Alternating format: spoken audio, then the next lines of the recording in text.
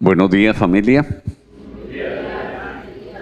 Qué placer tan grande poder estar hoy aquí frente a ustedes para poder compartir algo en lo que el Señor ha estado a lo largo de toda esta semana martillando de una manera impresionante.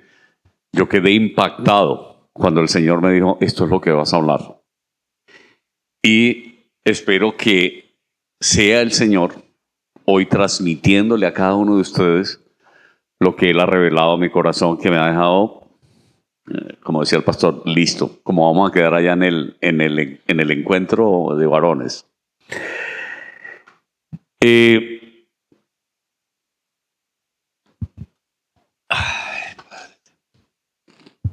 tema de hoy se llama la fe que nos define. Nosotros hemos venido hablando de la fe, hemos venido hablando de otras cosas como la obediencia, y el Señor me impacta tanto que esas dos cosas están muy ligadas unas con otras. Nosotros como humanos, pues nos definimos como personas, nos definimos por lo que hacemos, por lo que creemos, por lo que sentimos, por lo que hay en nosotros, por lo que en nuestro interior está allí y se hace manifiesto en nuestras acciones, en nuestras palabras, en todo lo que hacemos. Eso nos identifica como. Y una de esas, estoy hablando aquí, estoy haciendo los pininos de todo lo que el gran maestro nos enseña, el pastor como psicólogo, hablando de, metiéndome un poquito en su labor, en su trabajo, para definir lo que es la personalidad. La personalidad dice que es el resultado de la articulación dinámica de los aspectos psicológicos, biológicos y morfológicos del ser. Parte de los aspectos psicológicos del ser, en eso está el afecto, las creencias, las necesidades que tiene la persona cuando se abre un espacio, y parte de ello es en lo que la persona cree, que es lo que lo determina y lo que lo caracteriza. Y cuando nosotros tomamos esa caracterización, nos enfocamos finalmente en lo que creemos. Y todos los que estamos aquí salimos de este lugar y muchas personas nos dicen, como que es cristiano, como que, ¿por qué? Porque estamos demostrando lo que somos, lo que hay en nuestra personalidad, lo que nos define en nuestra personalidad, en esa parte psicológica que habla de la creencia, del carácter nuestro. Cuando nosotros hablamos de esa creencia que tenemos, nos vamos hacia el punto de la fe. Y necesitamos definir lo que es la fe, y hemos venido haciendo un gran preámbulo de lo que es la definición completa de la fe. En la RAE, me tomé a ver qué decía la Real Academia de la Lengua Española respecto a la fe. Y dice, la fe es la creencia, confianza o asentamiento de una persona en relación con algo o alguien, y como tal se manifiesta por encima de la necesidad de poseer evidencias que demuestran la verdad de aquello en lo que se cree. Evidencias que demuestran la verdad en lo que se cree. Ese concepto muy válido, y cuando nosotros nos vamos a definir nuestra fe en el ámbito cristiano, en el ámbito en el que nos movemos día a día nosotros, pues tenemos que irnos forzosamente a la palabra. Y en la palabra nosotros encontramos solo en uno de los escritos la definición de la fe. Y pues este es un concepto que ya muchos hemos leído.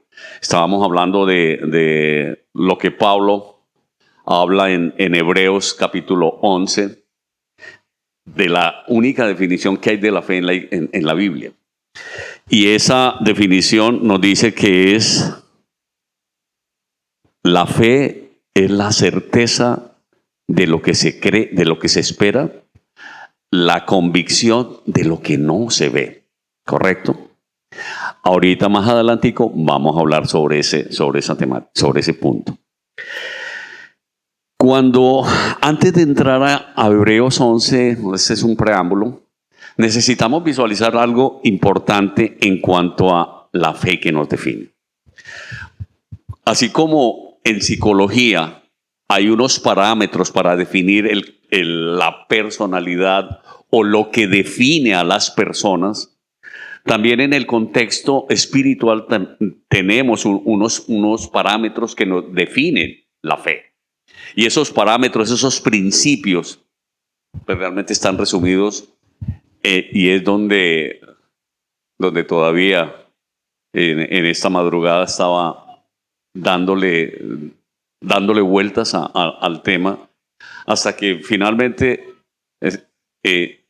entendí qué es lo que el Señor está haciendo en la vida de cada uno de nosotros y descansé en el Señor de tú tienes el control, yo me voy a parar allá al frente y eres tú el que va a hablar, el que me va a utilizar, el que va a poner este muñeco que tienen aquí al frente como la persona a través de la cual tú vas a manifestar toda esa gran verdad.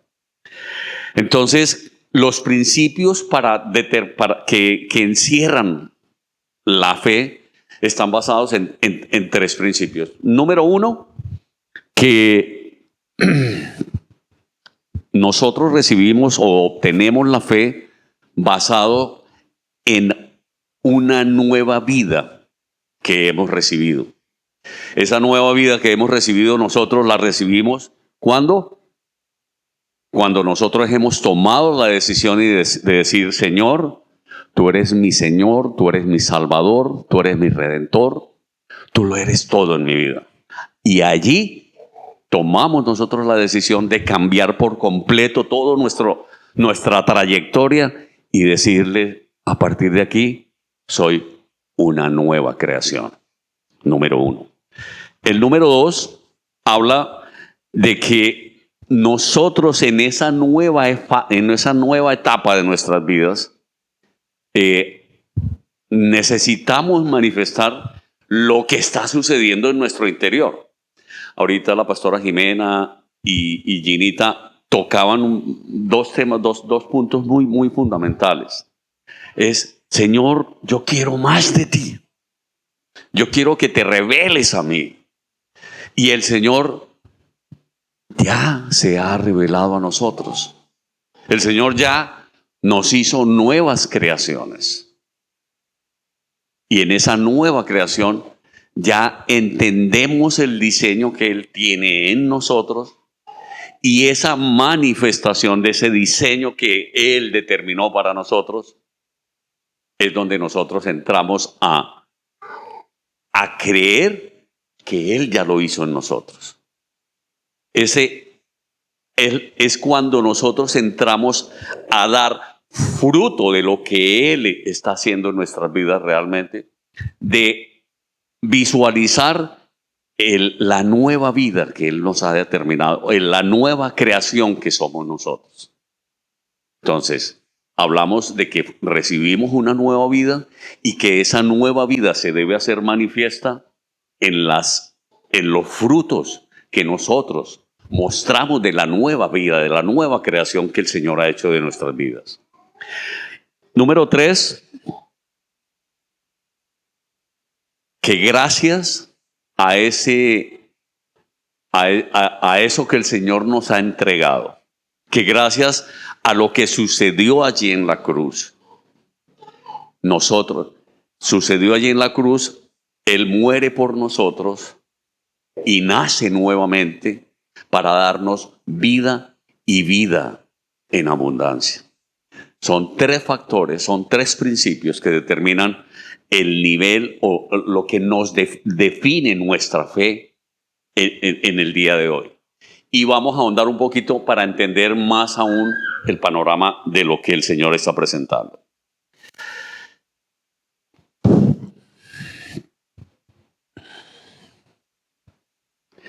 Para hablar de todo este contexto, necesitamos mirar, enfoquémonos en Hebreos 11 y les pido que abran en sus Biblias el libro de Hebreos en el capítulo 11 y vamos a leer un poquito sobre lo que allí dice.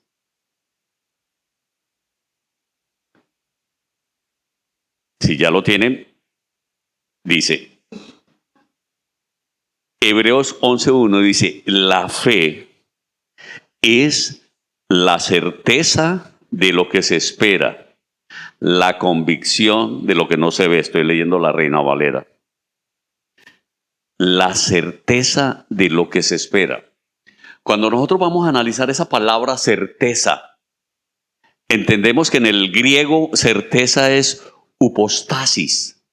Y upostasis traduce sustancia. Entonces, cuando hablamos de fe, es la sustancia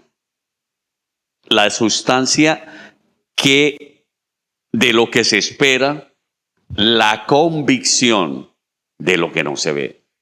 Cuando hablamos de esa sustancia, nosotros miramos como que para que esa fe sea cierta, para que esa fe sea real, nosotros vamos a focalizarnos.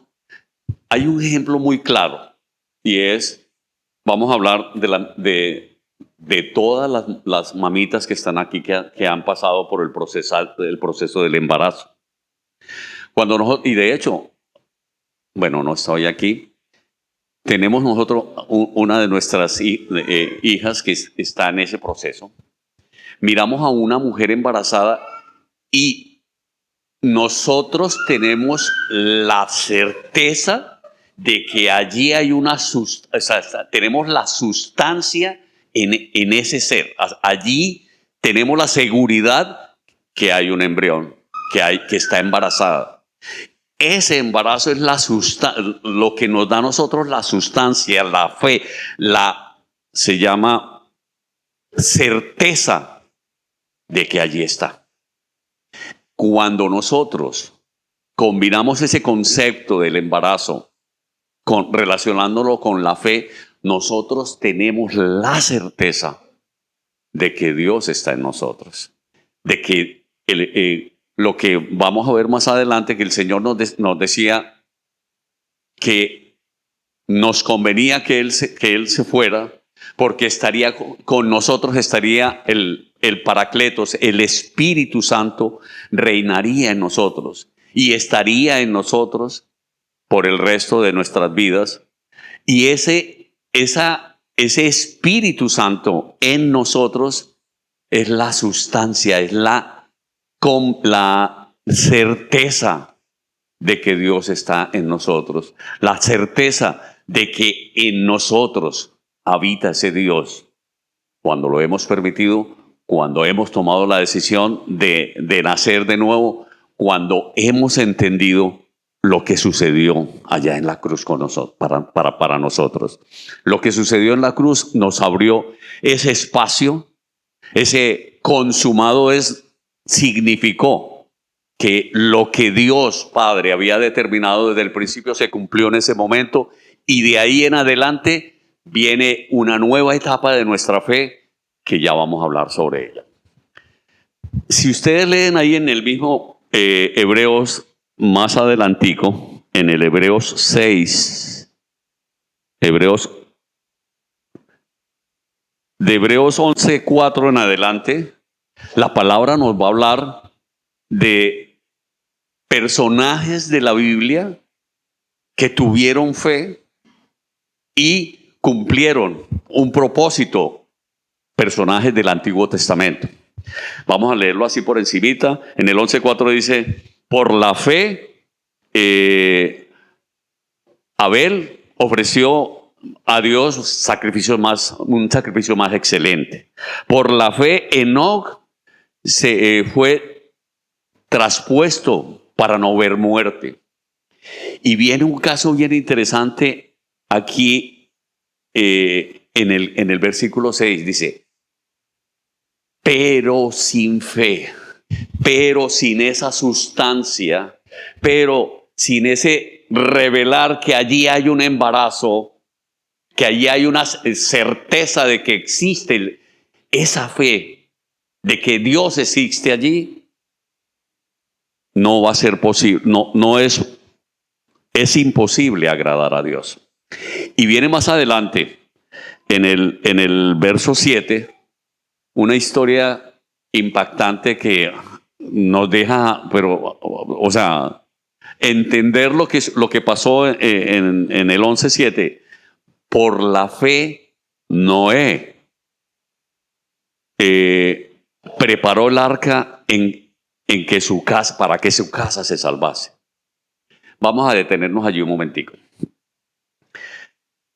En el Antiguo Testamento se habla de fe y cada personaje de la Biblia del que habla que tuvo fe, vemos la connotación de que por la fe hizo esto.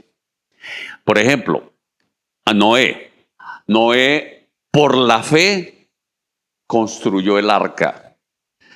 Por la fe construye un arca en medio del desierto, con el desatino, con la locura más grande del momento. Un personaje se pone en medio del desierto y en una cima empieza a cortar árboles, a crear madera para construir una barca en medio del desierto.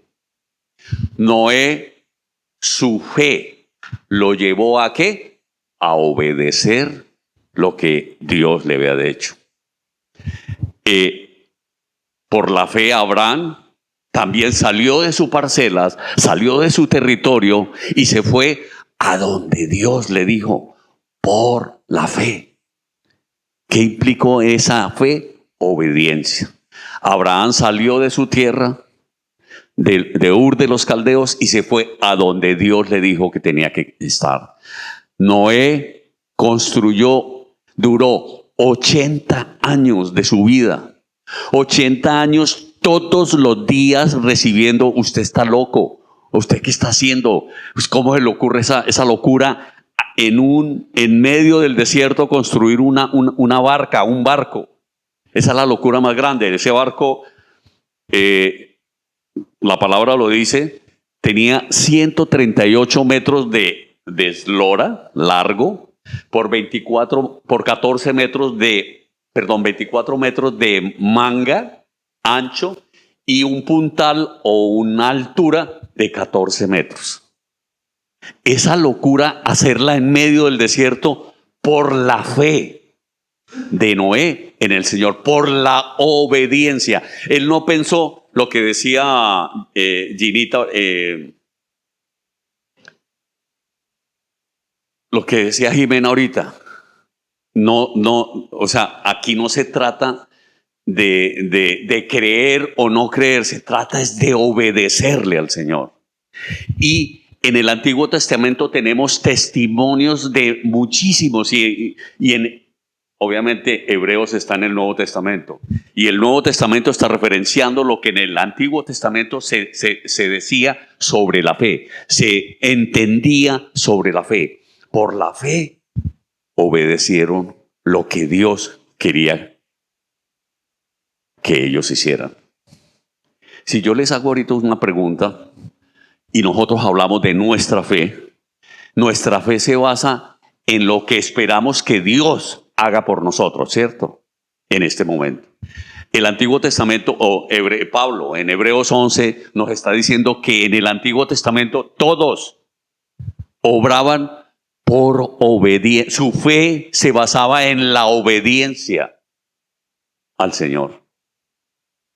Y ahí es donde viene un contraste que vamos a entrar a analizar y vamos a finalmente entender el diseño que Dios tiene sobre el concepto de la fe. Eh,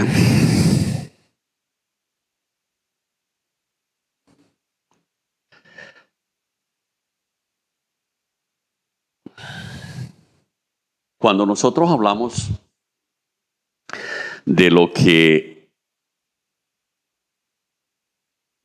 o sea, me gusta centrarme mucho en Noé porque, o sea, pónganse a pensar ustedes que Dios nos dice en este momento, construye una barca y vete a la mitad del desierto del Sahara a construir la barca. La primera percepción es, ¿qué le pasa?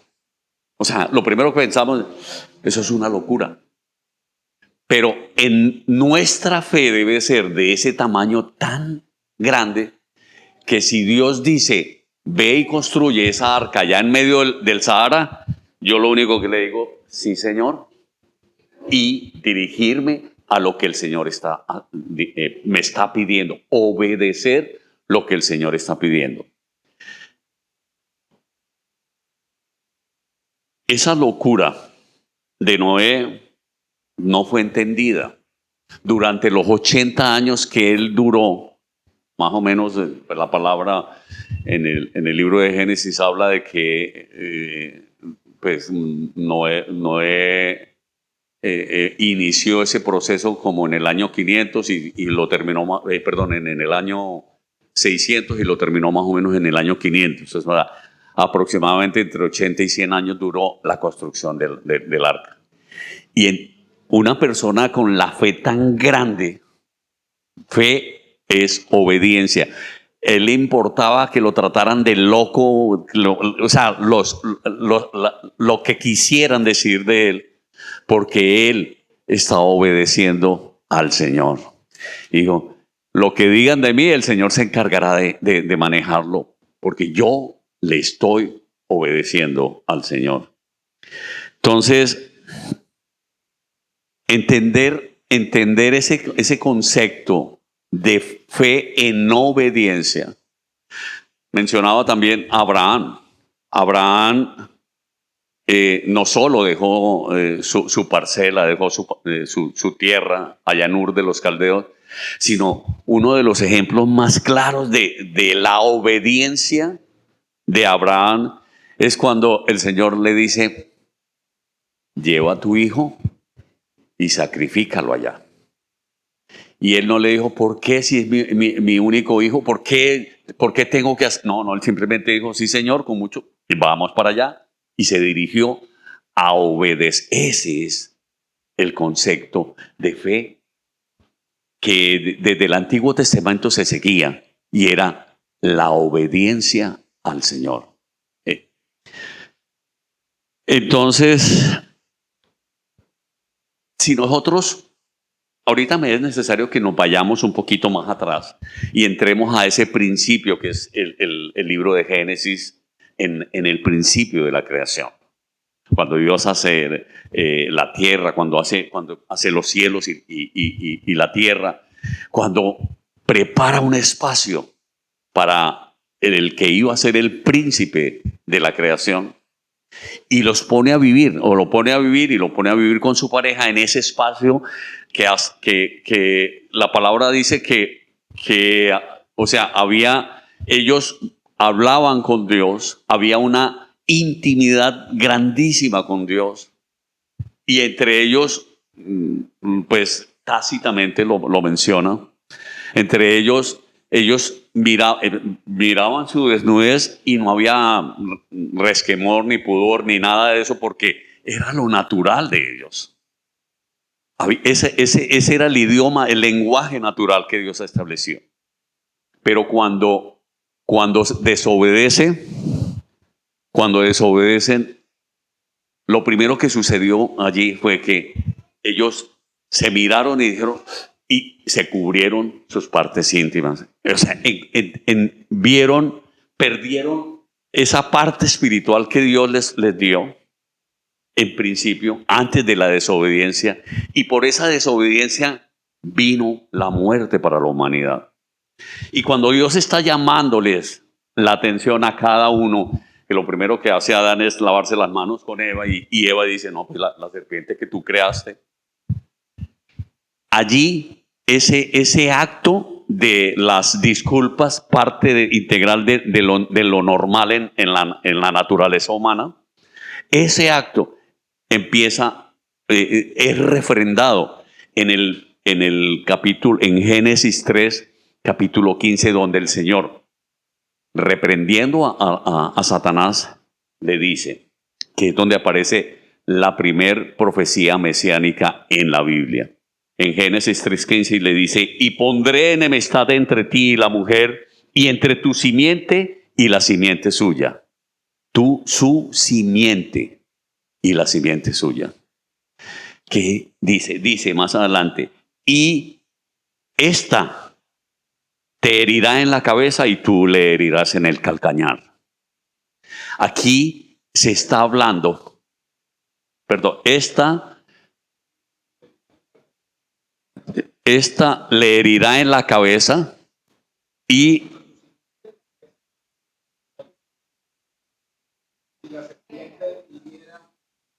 o sea, la simiente de la mujer le pisoteará la cabeza y la serpiente lo herirá o la herirá a la simiente de la mujer, la herirá en el calcañar. Entonces, ¿qué significa esto? Dios reprende a Satanás en ese momento por lo que hizo y le dijo, tú no sabemos cómo andaba la serpiente antes, pero dijo, tú de aquí en adelante te arrastrarás sobre tu pecho en tierra, y le hizo la primer promesa, la primer profecía mesiánica, y vendrá la simiente de mujer y te pisoteará la cabeza. Tú le herirás en el calcañar, pero allí viene la primera concepción de que venía alguien a pisotear a la serpiente para salvarnos a nosotros, para limpiarnos a nosotros, para salvarnos, darnos esa vida eterna, porque morimos en ese momento en que nuestros primeros padres pecaron. ¿Qué sucede a partir de Génesis 3:15? De ahí en adelante es donde Pablo en Hebreos 11 nos hace la referencia de que de ahí en adelante todos miraban hacia allá, hacia donde estaba la promesa de que vendría un día la simiente de la mujer y le pisotearía la cabeza a Satanás. Ese evento era el que venían esperando, y ellos tenían la sustancia, el embarazo de que eso iba a suceder.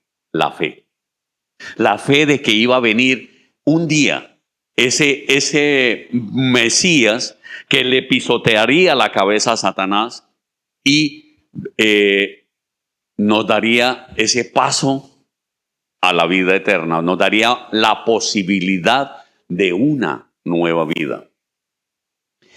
Y a lo largo de todo el hilo histórico en la Biblia, en el Antiguo Testamento, se cifra que todos y cada uno, su fe era en la creencia de que vendría ese hijo, esa simiente de la mujer.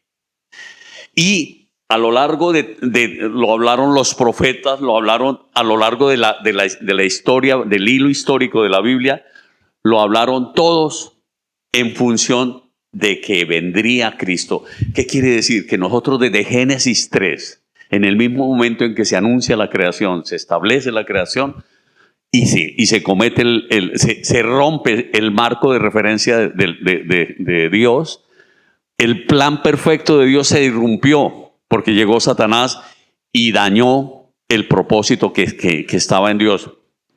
Pero desde ese momento dijo, ok, no es mi plan B, pero va a suceder que va a venir la simiente de la mujer, te pisoteará la cabeza y vendrá la nueva vida a los que han muerto ahora. Y a lo largo de todo el Antiguo Testamento siempre se habla de Jesús. Y todos están con la fe embarazado, llamémoslo así, con la certeza de de que viene. Pero ¿qué sucede cuando llega Cristo Jesús? Viene Él. Lo más singular es que Él nace en en un matrimonio tan singular, un matrimonio como el de nosotros, y el Señor se le ocurrió, dijo, aquí es donde va a venir esa simiente de mujer. ¿Por qué simiente de mujer? Porque el esposo de José, el esposo de María, no tuvo nada que ver con la creación, con engendrar al Hijo de Dios.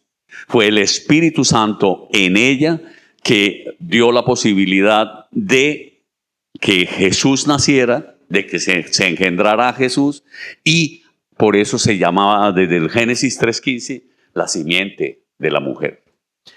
Nace Jesucristo, pasa esos 33 años los pasa como una persona natural, perdón, hasta los 30 años. Era un muchacho que se los entregó a María y a José, y en su casa él asistía los sábados al templo. En la cotidianidad trabajaba con su papá, él le ayudaba en la carpintería, era el que le ayudaba a su mamá a organizar un niño, un joven normal como todos. Pero llega el momento en que lo que la palabra se decía de él, y viene el cumplimiento de la palabra. Y es donde él empieza a divulgar lo que papá la tarea que él le había impuesto a él. Y ojo, Jesús es el ejemplo típico de obediencia al Padre. Porque él vino, hizo lo que tenía que hacer, y lo que papá le dijo que hiciera, aún así fue a la cruz porque papá le dijo que así era, y en obediencia, en esa sustancia, en esa fe agarrada de su padre, como era la tradición en el Antiguo Testamento, cumplió y obedeció a papá. Pero ya él sucede lo que dice Génesis 3:15. Le pisotea la cabeza a Satanás, muere, y dice que cuando consumado es, se dijo ahí en la cruz, en ese momento se rasga el velo del templo de arriba hacia abajo, y se connota que esa ley de sacrificios desaparecía, porque el sacrificio magno había sucedido allí en la cruz. ¿Y qué sucede con la fe en lo que en el Antiguo Testamento se esperaba de que vendría Jesús a hacer lo que en la profecía le decía en 3:15, en Génesis 3:15? Pues ya sucede, pero muchos, y aún los grandes conocedores de la palabra, los estudiosos de la palabra, tampoco lo creyeron. Fueron muy pocos los que, impactados por lo que el Espíritu Santo en Jesús transmitía a ellos, y ellos reciben ese nuevo embarazo y empiezan a creer. O sea, fue un proceso de 3 años y medio donde Jesús se encargó de mostrarles que Él era esa promesa, que la fe de lo que Dios había establecido desde el principio, esa sustancia el cumplimiento de eso se había dado ya. Y vendría la cruz, y después de la cruz viene la nueva fase de nuestra fe. Vamos a leerlo.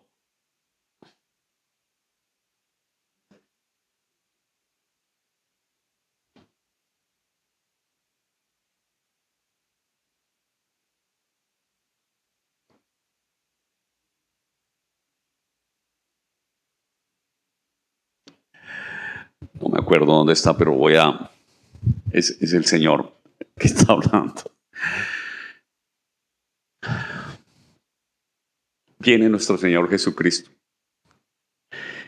Y en su palabra, Él dice que cuando Él toca, cuando Él determina que consumado es, empieza una nueva era. Y es cuando vuelve y se presenta en vida delante de sus discípulos para decirles que esa promesa se vea cumplido, pero que ahora viene un nuevo ciclo en nosotros.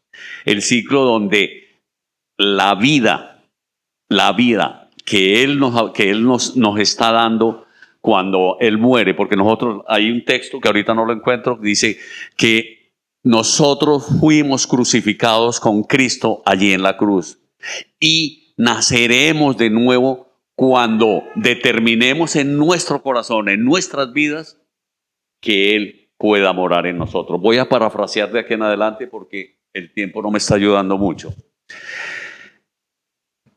Aquí viene la etapa donde ese consumado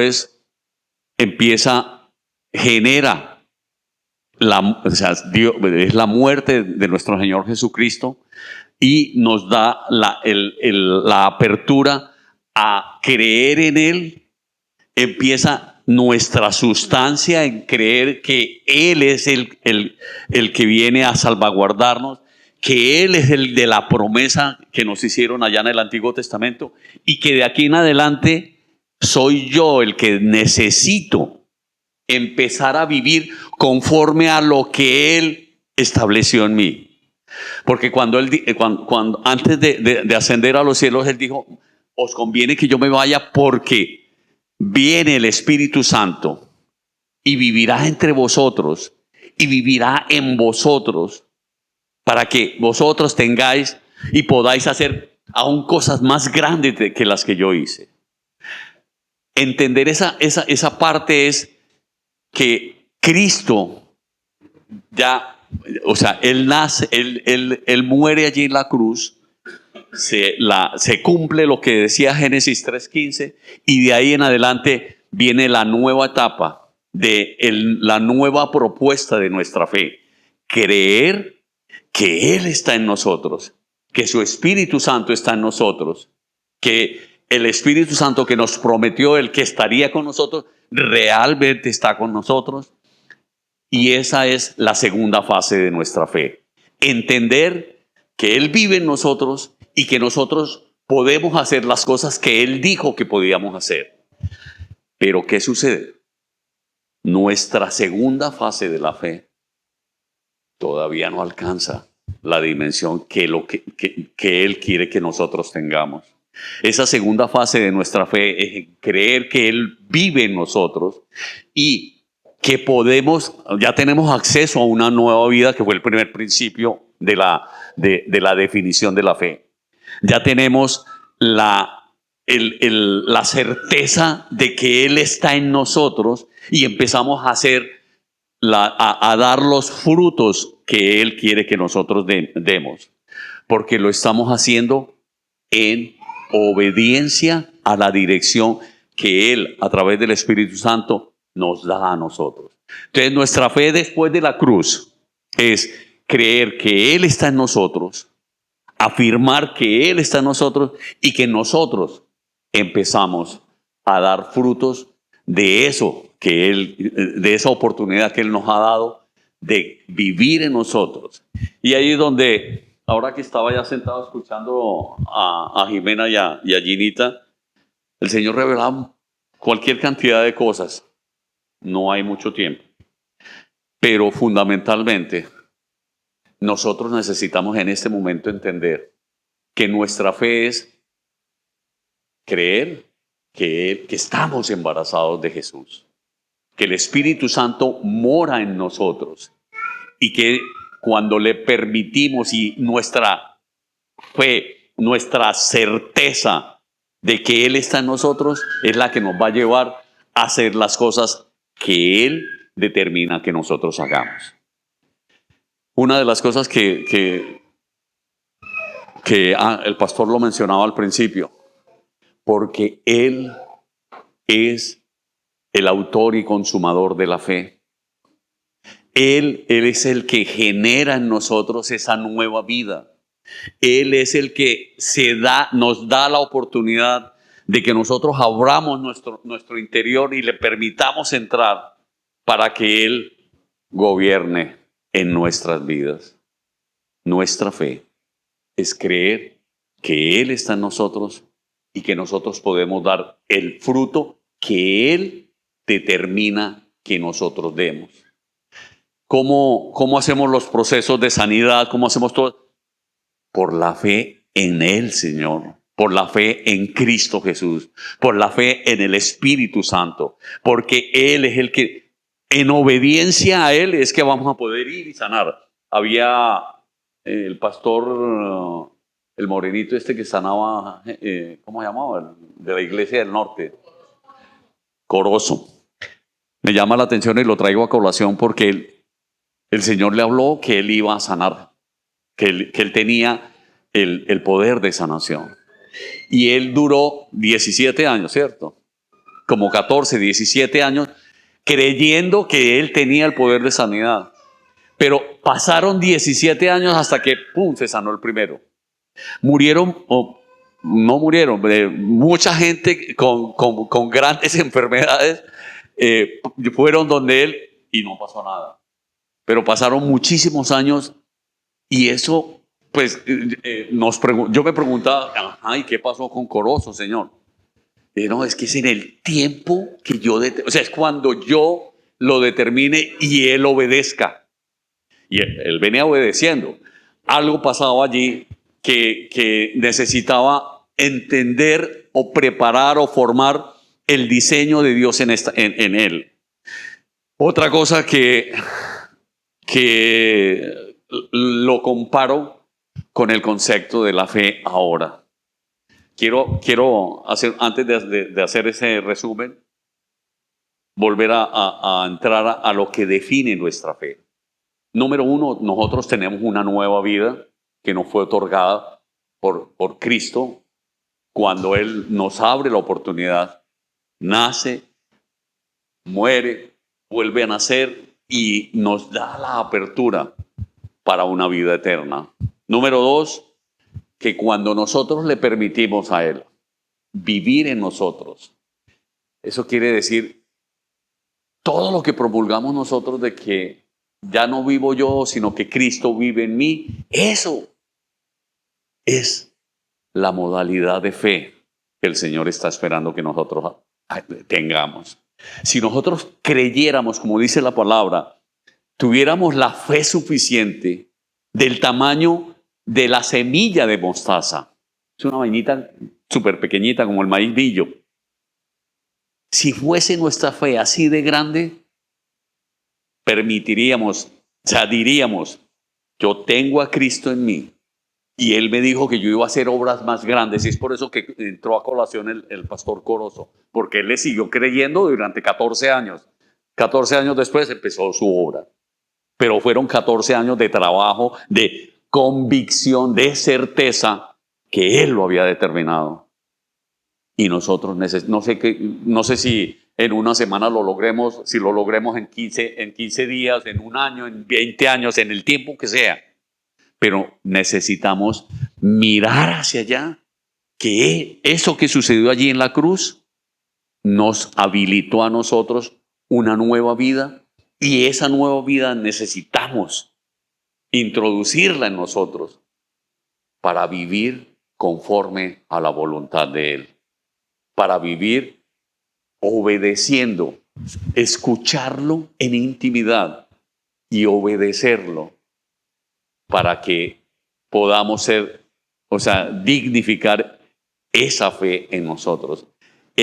Nuestra fe nos abre la posibilidad de dar fruto de lo que Jesús está diciendo que nosotros hagamos, de ser obedientes a Jesús. Y viene la historia del resumen de lo práctico que debe ser nuestra fe en este momento. Yo soy capitán de buque y nosotros como capitanes pues navegamos por los mares del mundo, por mares, océanos, vamos a miles de lugares. Pero cuando vamos a entrar a un puerto, nosotros necesitamos la asistencia de un piloto práctico, que es una persona que se especializó en el acceso al muelle o de ese puerto específicamente.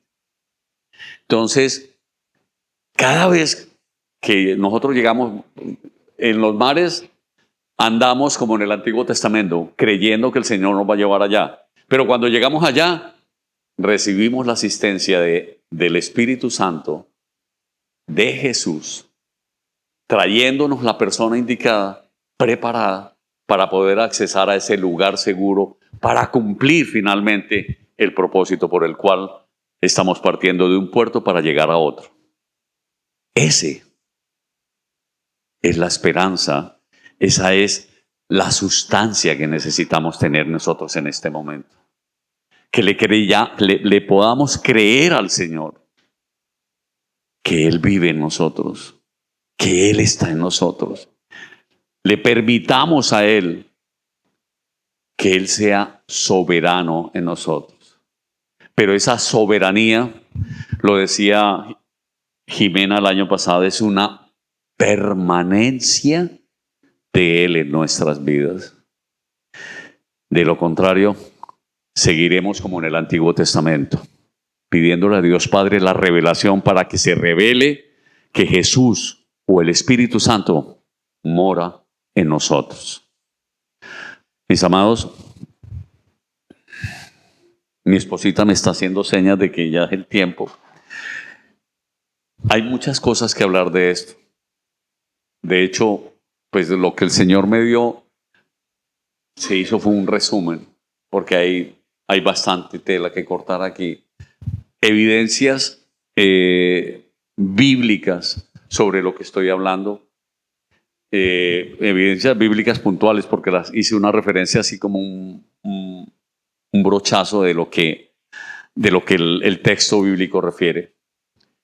Pero el día de hoy, el Señor quiere que todos nosotros podamos salir de este lugar entendiendo que nuestra fe, o sea, nosotros somos cristianos y como cristianos nos consideramos discípulos de Jesús. Pero como discípulos de Jesús necesitamos abrir nuestro corazón, las puertas de nuestro corazón, permitirle que Él entre en nuestro corazón. Y ahí sí esbozar aquel texto que dice que ya no vivo yo, sino que Cristo vive en mí.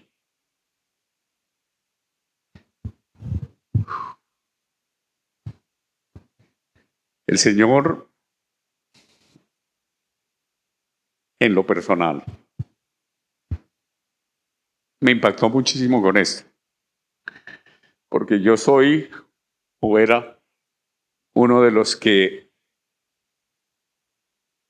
iba en esa conducción todavía del Antiguo Testamento, pidiéndole a Dios que hiciera lo que ya Él hizo por mí. Hoy, amén de esto que el Señor me dio y me permitió presentar hoy aquí, en mi corazón nace una nueva esperanza, porque esa esperanza me permite abrirle mi corazón al Señor y despojarme de mí mismo para que Él sea soberano. Así que yo les pido, mis amados, que le permitan al Señor morar en sus corazones, que Él sea soberano en sus vidas, que Él sea el que, Señor, encárgate de esto que no está en mis manos. Encárgate de mi salud, encárgate de la salud de aquel, encárgate de la relación entre estas personas.